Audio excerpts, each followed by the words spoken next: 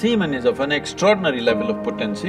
You are using it to spill it on the JNU bed sheets, okay?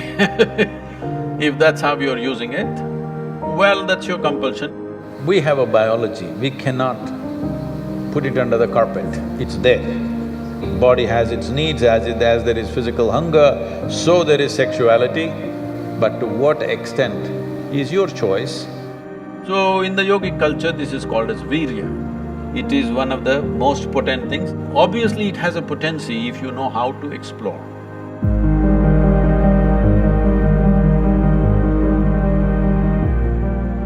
Namaskaram, Sadhguru. I want to know that when a student steps into college, all of a sudden he or she gets access to a huge amount of pornographic material which so far was off limits for him or her. And in the process, he or she enjoys that, and as we said, he or she experiences heaven on earth. But, and we even have nicknames for those people who overdo it. They masturbate. We overdo it sometimes. So how do we know how much of that is good or bad? And so can we have the truth about masturbation? Oh, looks like a popular question, eh?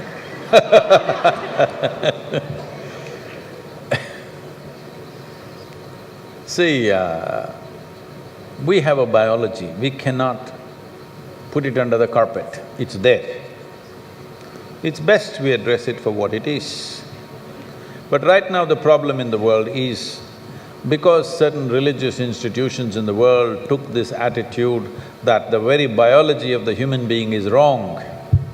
Because of this, culture started hiding it under the carpet. Well, in this culture we never had it, but after the British came and left, we became more prudish than the British. But before that, if you look at our temples, all the outside temple art is all pornographic, if that's what you want to call it. But we don't call it pornographic, we are only talking about the various dimensions of human biology. Because we don't see it as wrong, but we see it as the periphery of life. If you stay there only, you will stay on the physical dimension forever, you will not explore anything else. So in the temple, always it's the periphery. You are supposed to look at that and understand it's the periphery of life and try to make an attempt to go deeper, but at the same time not to be in denial of it. Not to glorify it or not to be in denial of it is the most important thing. But in your college, watching these things on the whatever, your internet or whatever, people tell me that somebody told me, I don't know if these percentages are correct. When I was asking, what is the content? I was trying to understand the internet and its content, what is the real content on the internet? They're telling me, you should know, they're telling me 70% of the content on the internet is pornography. Is it so? Is it so? You must be the expert.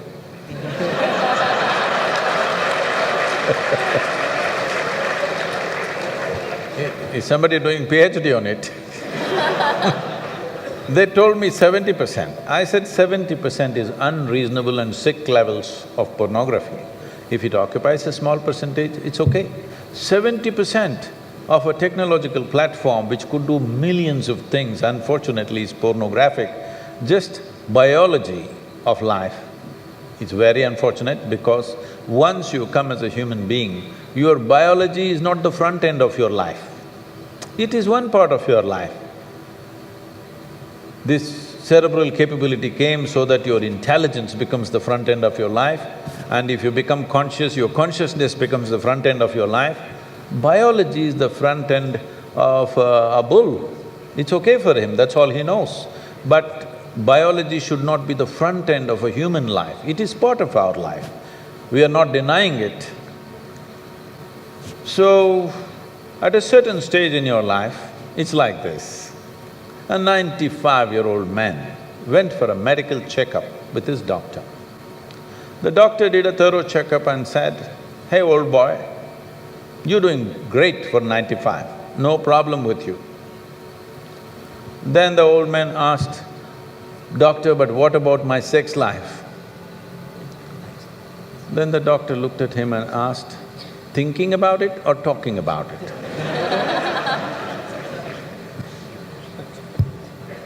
So at different stages of life, there are some times you only think about it and talk about it, there are some times you indulge in it. These are passing phases of life. How much of it is needed for you, you are the best judge. But at the same time, you came here not to explore your biology. At least you should have gone to MSc in biology. You shouldn't be wasting your time in a technological institute exploring biology. Does it mean to say you don't have biology, you don't have biological needs? You have, it's fine, but it must be on the periphery. It should not become the core of your life because it will reduce you in the sense. A creature which was purely biological evolved into a place which has an intelligence of its own beyond its biology. See, animal intelligence works for its biology alone. How to get its food, how to get its mate, this is all its entire life is. If human intelligence also functions like that, you are bellying the evolutionary process. You are seeing how to go back, take the evolutionary process backward, not necessary. This does not mean you do not have a body, body has its needs, as there is physical hunger, so there is sexuality. You have to address it in some way, but to what extent is your choice, but definitely it should not be the front end of your life because you're rolling back evolutionary scheme of putting your intelligence and consciousness in the front. Instead of that, you're putting your biology in the front.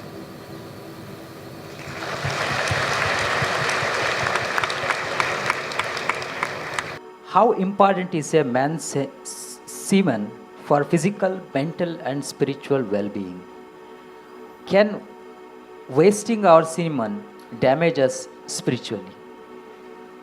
Well, you know, semen is the basis of your physical existence, whether you're a man or a woman. You have come into existence because that is 50% of the ingredient, yes?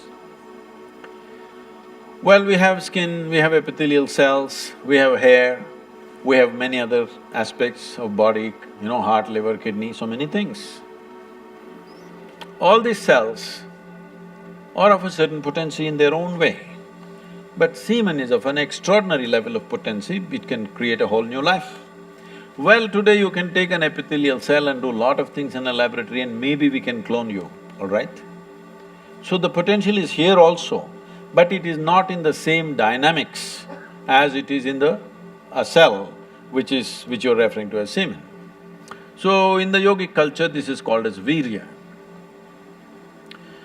Virya also refers to what you call as vajra, which means stability, or diamond, which is the hardest thing. So in the human body, virya is considered to be like vajra. That means it is one of the most potent things if you know how to use it.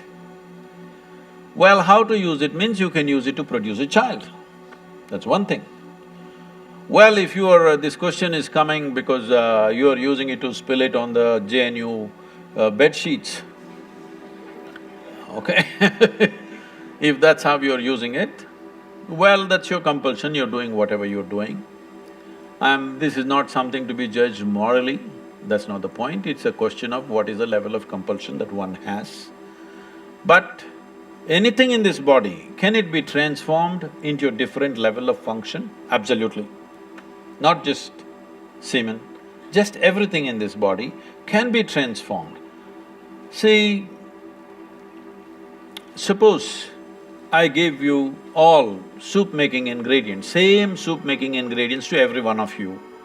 Do you believe all of you will produce the same soup? No. You will produce 500 varieties of soups, those same ingredients. That's all that's happened with us right now. All of us are fundamentally same ingredients, but see how different each one of us are. Different soups. Well, if I give you soup-making ingredients, either you can make a great soup or a lousy soup. Depends what kind of skills you have, isn't it? So this goes for everything, not just for semen.